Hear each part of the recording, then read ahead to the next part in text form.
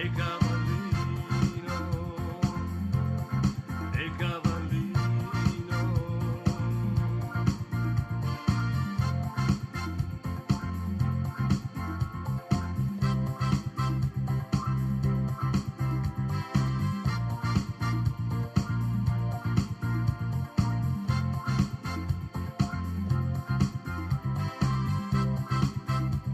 Il gatto disse al topo: andiamo in magazzino, troviamo un altro amico, il grande cavallino.